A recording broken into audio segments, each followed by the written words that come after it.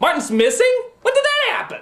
She said this happened when she was little. Martin's been gone that long? How come it doesn't affect Timmy? Your brother's gone and all you did was stuff your face and sing off key? What the f***'s wrong with you? This is our savior? He doesn't even give a when his own flesh and blood disappears. How would you react if the rats of NIMH ever got abducted? Timmy, quick! Justin's been captured! Oh, okay then. Oh my god, wait, no. Oh my god, Justin's been captured? I have to do something!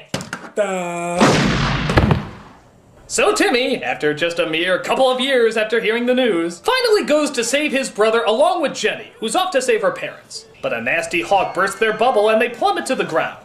They come across a caterpillar who says he can lead them to the Great Owl, which it turns out is not the Great Owl, but actually Jeremy, posing as the Great Owl. Now, if you even care an inkling about the first film at all, you're probably asking, why?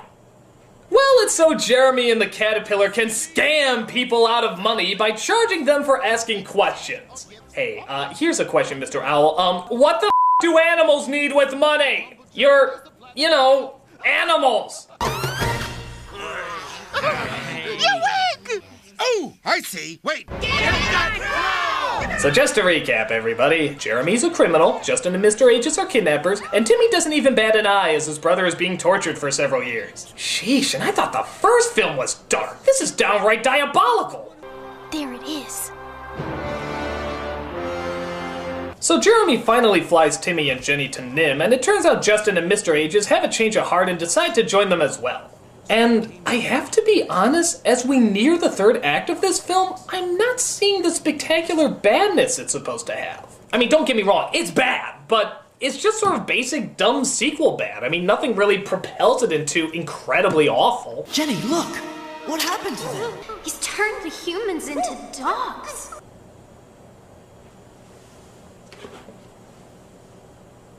Okay, so the evil scientist is turning the other scientists into dogs? Why would he do that? And he's turning rats into bodyguards? What exactly is this guy's evil plan? How you have grown. I suppose I have changed a bit. But for the better, don't you think? Hero? Martin. What? It's me, the new and improved Marty. And I made the most of it. What? Martin is the bad guy? Martin? I was far too smart from the very start. And he has the voice of Eric Idle? I began to grow. Little did he know. And he sings? I had my own plans for him. He thought I was tame. And he's the one who turned the scientists into dogs? And. They all do as I say. No one stands in my way. Everybody here is happy, or I have them slightly altered. I can do as I please. I can change things with ease. Horns or hair or fin or feather. I control the wind and weather. We can rule the world together. If you come with me, you'll be happy. Oh, so happy when you come with me. You'll be king of everything of all that you can see. Just say yes, hero. No. Think what we two can do, you and me and you. Buck yourself up, don't look so sad. In my master plan. This is dumb. Tell me I'm. It can't be for real. It can't be. No movie could possibly be this stupid. It has to be a dream sequence or. Butterflies and. What am I even looking at? It's like Candyland if it was designed by Charles Manson. Somebody else took over this movie. An insane asylum, probably. You'll be happy, nice and happy, if you just say yes! I'm at a loss for words. I mean, this has got to be the freaking dumbest twist I've ever seen in my life! I mean, the mouse is a mad scientist? What sick, twisted brain would come up with something so stupid? And then the mouse turns into a mad scientist and betrays all his friends. Genius! This is a work of genius!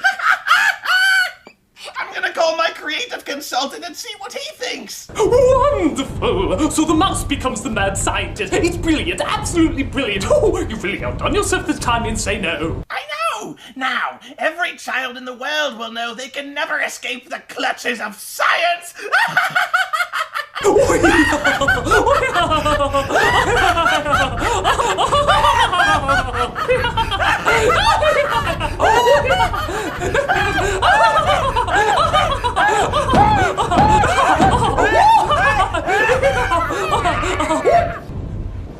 I mean, it's incredible. It's absolutely incredible. You know what this is like?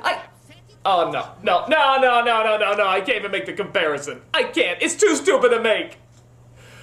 But it's true. It's so true. The Secret of NIMH, this wonderful creative film, has officially become about a mouse with scientific abilities trying to take over the world. You know where this is going! Gee, Martin, what are we gonna do tonight? The same thing we do every night, stupid! Trying to take over the world! The Timmy and the Brain. Yes, Timmy and the Brain. One is a genius and also insane. To take over the world, no the sequel. There will be the Timmy and the Brain. Yes! So, after whatever the we just witnessed, Martin locks up Timmy and tells Jenny that he's going to take over Thorn Valley and make her his queen. Why? Because the movie was written by monkeys. So Timmy manages to get out of his cage and goes to stop his brother and save everybody. Stand still, will you? So when you get down to it, the actual secret of NIMH in this movie was a totally insane mouse who had the voice of Eric Idle. I have to admit, that was a pretty well-kept secret. I never would have guessed that.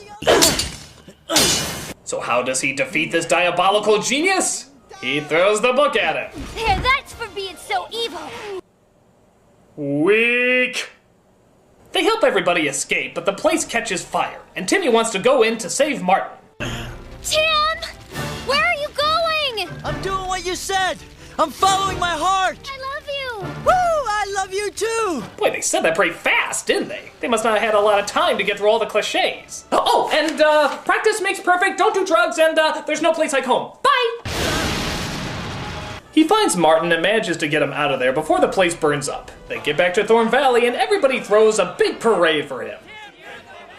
Oh, by the way, Timmy and Jenny are in love. If you think that's a cliff note in my review, don't. It's a cliff note in the movie, too. And it also turns out that Martin's back to normal. How? Because they put a bandage on his head. And in old kids' movies, that seems to fix everything. You could be dying of cancer and a bandage on your head would fix it. You single-handedly saved Thorn Valley.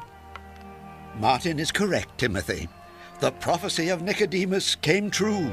You have indeed fulfilled your destiny. So let me get this straight. Timmy's great destiny was to stop a jealous mastermind who wouldn't have been a jealous mastermind unless he heard that Timmy had a great destiny. In other words, if they didn't build him up, none of this would have happened. Talk about a self-fulfilling prophecy, you dumbasses!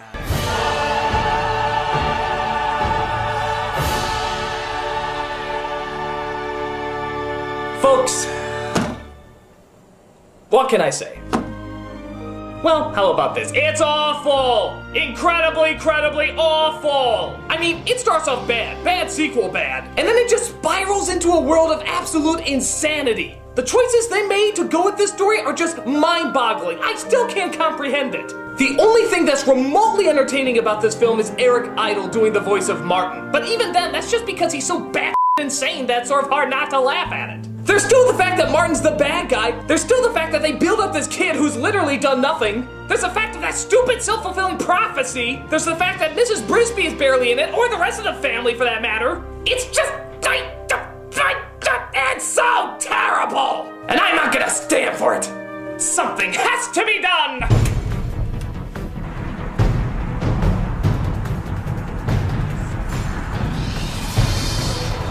Do it! In range. You may fire when ready.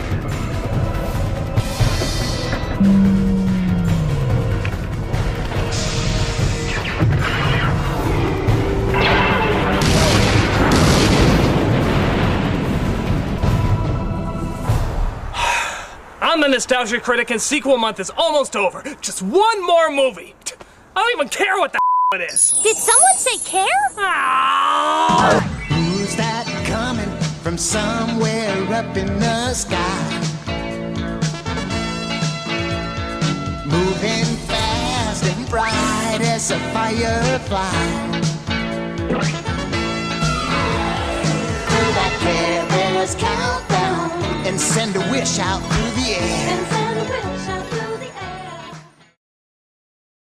If you just say yes!